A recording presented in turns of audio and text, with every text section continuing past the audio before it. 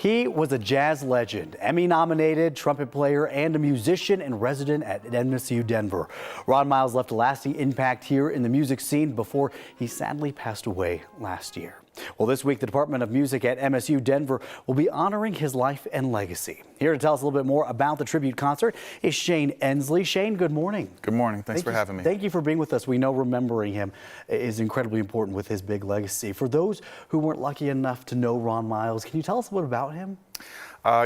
He's so special as an artist and as a person and a teacher. He was just incredibly gifted and skilled and kind and generous, and so he left a huge mark on a lot of people's lives as a teacher and colleague, and he was really innovative as an artist too. And you play trumpet as well, so you got to work with him personally, specifically in his field of expertise. Yeah, absolutely. Yeah, I'm a trumpet player also, and I grew up around Ron, and once I got into jazz and improvising, he once again was so generous. I'd go to his house all the time and get as much of his time as I could. What did you learn most from him?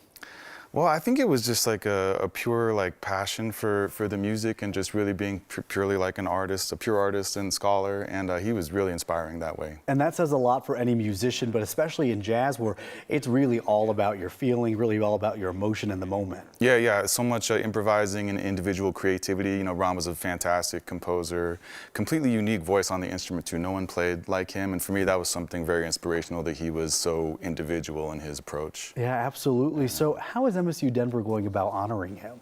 Well, we have this wonderful concert this Friday where his band is coming. His last record was called Rainbow Sign on the Blue Note label.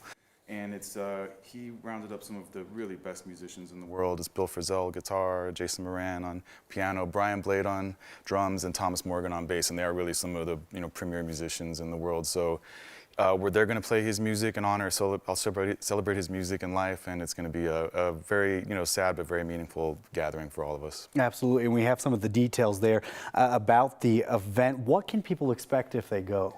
Well, the good and bad news is that the concert is actually sold out. So the actual concert hall is filled, but we do have overflow seating. So for those of us that want to be there, come. We're going to do some seating in the next concert hall and live stream the music and open up the lobby. So, it's going to be a great event. There'll be reception afterwards, and we also would just like to encourage people to investigate the Ron Miles Scholarship. Yes.